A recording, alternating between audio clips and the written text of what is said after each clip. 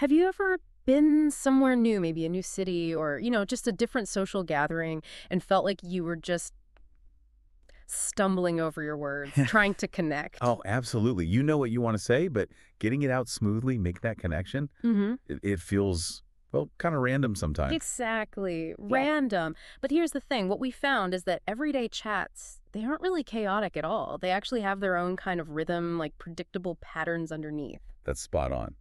And that hidden structure, that's really what we want to unpack today.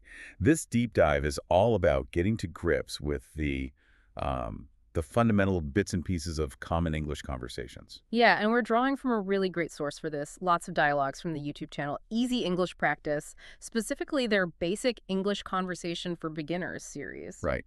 And our goal here, our mission, isn't just about, making you memorize phrases. We want to go a bit deeper. Deeper. Well, to really show you the structure, the sort of key questions that pop up all the time, the essential words you need.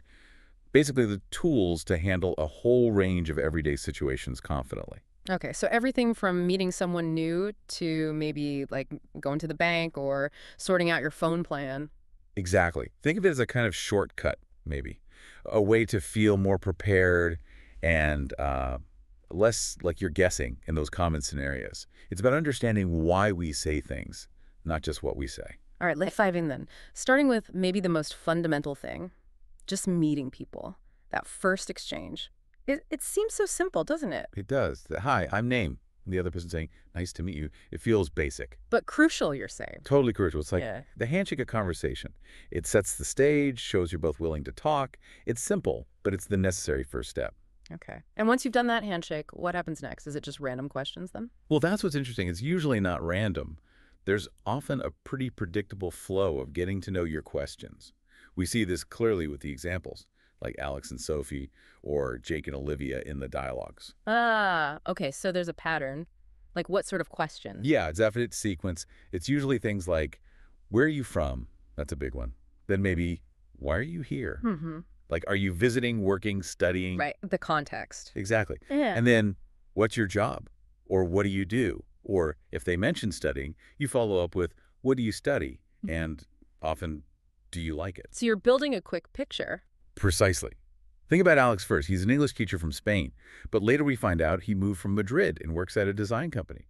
Sophie starts off studying art from India, then later she's teaching English. Oh, interesting. So the details can change or deepen over time. Yes, exactly. And Jake from Japan, maybe he's a chef, maybe a musician. Olivia could be a biology student, or maybe Jake later reveals he's a photographer. The specifics involve, but the types of questions, that initial framework, it stays remarkably consistent. It's like social scaffolding. Scaffolding, I like that. So you build this basic structure, then what? How do you keep it going? Good question. The next logical step, often, is suggesting some kind of further interaction.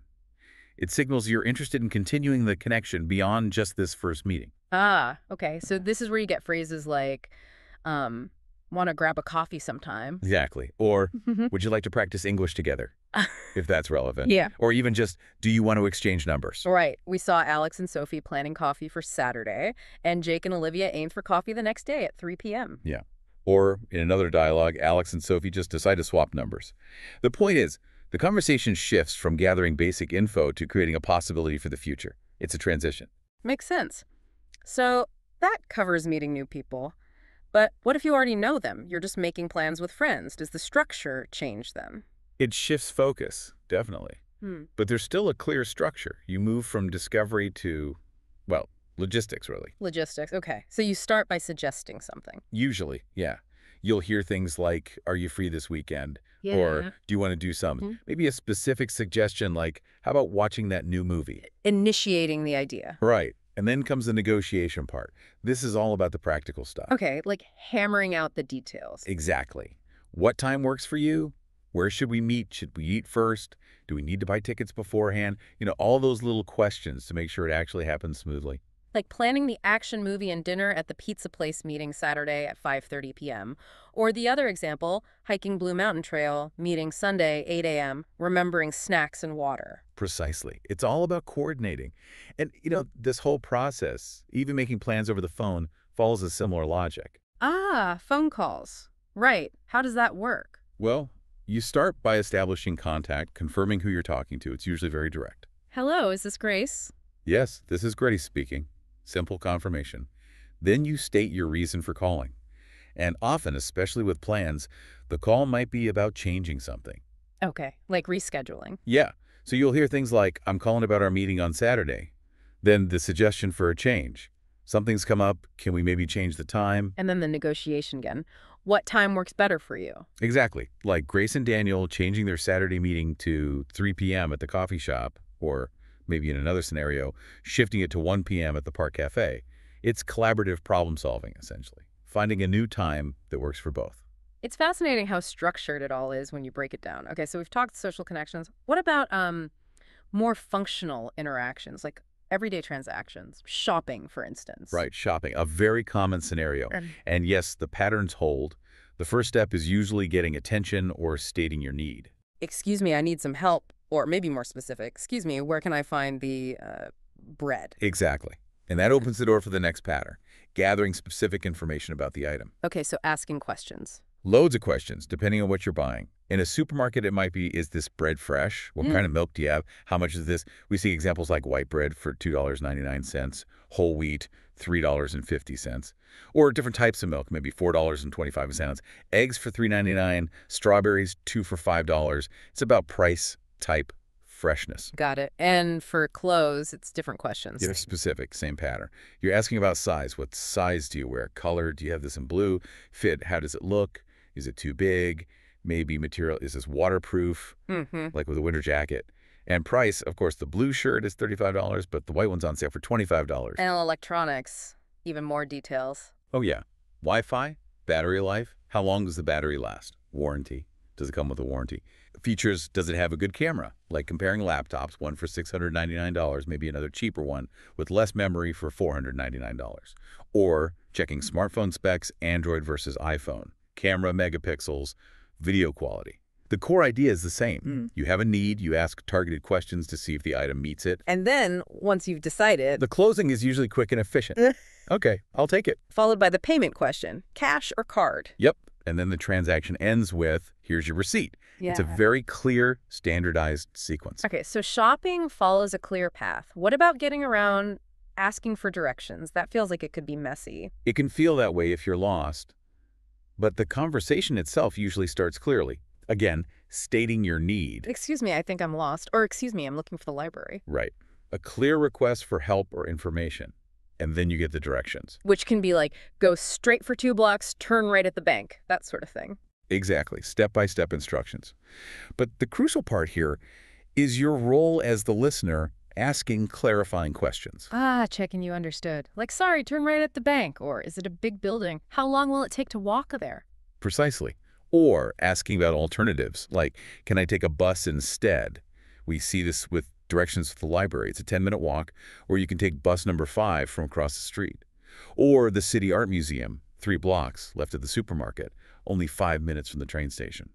Confirmation is key. And if you do decide to take the bus, more questions. Definitely. A whole set of bus-specific inquiries. Which bus goes downtown or to the airport? When does the next one come? Yeah, timing is crucial. How much is a ticket? Where do I buy it? Can I just pay on the bus? How long will the ride take? And maybe even, do I need to press a button to get off? Like, should I signal the driver?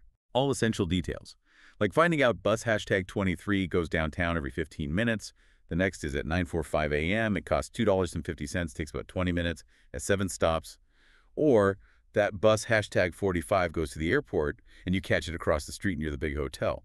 It's a structured info-gathering process to ensure you get where you're going. Okay, this is really highlighting the predictability. Let's shift to slightly more formal things, like going to the bank. Right. Formal services often involve even clearer statements of purpose. You walk up and say, hi, I need to open an account. Or maybe I'd like to transfer some money overseas. Very direct. Exactly. Directness is typical here. And then the process involves providing specific information in a structured way. Okay, so for opening an account, they'll ask for what? The type of account, usually checking or savings. Your ID, like a passport. Your address, phone number, maybe your occupation. Like the example, 456 Elm Street, phone 555-6789, occupation teacher. Right. And they might offer optional services. Would you like a debit card? Do you want to set up online banking? And they'll ask about the initial deposit, maybe $500 in cash. And for the transfer. It's all about the details for the recipient. Hmm. Their name, account info, the country Japan in the example, and they'll tell you when the money should arrive, usually like 2 business days. It's very methodical. Information in, confirmation out. Okay. How about checking into a hotel? Similar vibe. Very similar. You start with your purpose. Hello, I have a reservation. Or when leaving, hi, I'd like to check out, please. Concise. Very concise. And then the exchange focuses on confirming details about your stay or settling the bill. So they'll confirm the room type, like a double room with a city view. Right. And you might ask about amenities. What time is breakfast served? 7 to 10 a.m., first floor. What's the Wi-Fi password? They'll give you directions to your room. Take the elevator to the 3rd floor, room 304. And practical stuff like checkout time, 11 a.m., and maybe room service hours, 24 hours. Exactly. And at checkout, they might ask, did you use anything from the minibar? Like confirming that $3 soda. It's all part of the standard hotel procedure, a script they follow. Okay, one more formalish one. Making an appointment, say, for the dentist. Again, starts with a clear request. I need to make an appointment for a checkup. Or if things change, hi, I need to reschedule my appointment. Perfect. And then comes the scheduling part, which is often a negotiation of time slots. When would be a good time for you? How about Tuesday at 10 a.m.? Or we have 2 p.m. Right. That back and forth until you find a time that works. Like rescheduling from Tuesday to Thursday at 10 a.m. Then they need your details. Name, phone number, maybe email. Like Andrew Thompson, 555-1234, andrewthompson@gmail.com. Exactly. And often a reminder, please bring your ID and insurance card and try to arrive 15 minutes early. It's about finding the time and gathering the necessary info efficiently. All right, so across all these services, there's a clear state purpose, provide, receive info, confirm structure.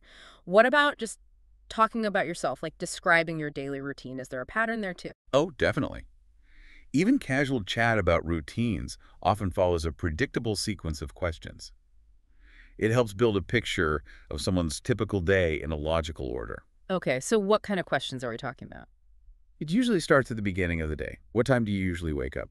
Then maybe, what's the first thing you do? Yeah. What do you normally have for breakfast? How do you get to work or school? What time do you start? Makes sense, following the timeline. Then lunch. When do you usually have lunch? What do you typically eat? Then what time do you finish work? What do you do after work? Maybe frequency questions like how often do you go to the gym? Right, getting into habits. Exactly. Then moving into the evening. What do you do when you get home? What do you do in the evening? And finally, what time do you usually go to bed? It's like tracing the whole day. It is. And the answers provide that narrative, like Chloe waking at 6:30 or 7, maybe stretching and having coffee first, showering, eating eggs, leaving at 8, taking the bus, starting work at 9, lunch sandwich at 12:30, finishing at 5, gym 3 times a week, home by 7, dinner, TV, bed at 10:30. It paints a very clear, structured picture through those specific questions. Wow. Okay, so putting this all together, we've gone through a lot of different types of conversations, from meeting strangers to talking about your breakfast, and the big takeaway seems to be they're not random at all. Not at all. They're surprisingly structured. It's like there's this invisible framework, almost like sheet music for conversation, guiding the interaction along predictable paths. We've seen these common phrases, these recurring questions, these patterns pop up again and again. So understanding these patterns, it's not just about memorizing lines from a script, is it? No, it's much more powerful than that. Yeah. When you start to recognize these underlying structures, you're building an intuition for how English conversations generally flow. It's less about knowing the exact phrase for every single situation. And more about understanding the logic of the exchange. Exactly. Yeah. It gives you the confidence to adapt, to respond, even when you encounter a situation you hadn't specifically practiced. Because you understand the likely direction the conversation will take, what kind of information is needed next. It kind of lowers the stress level, Makes it easier to just jump in. Yeah, I can see that. It takes away some of the guesswork. So here's something to think about then. If you get really good at navigating these fundamental conversational scripts, how might that change things for you? It's not just about sounding more fluent, right? Could it actually open up new doors, lead to maybe unexpected experiences, or even deeper connections when you're in a new place or culture? That's a great question to ponder. It suggests that mastering these basics isn't just about transactional communication. It's potentially about unlocking a richer, more engaged way of experiencing the world and connecting with the people in it. It's about the art of interaction itself,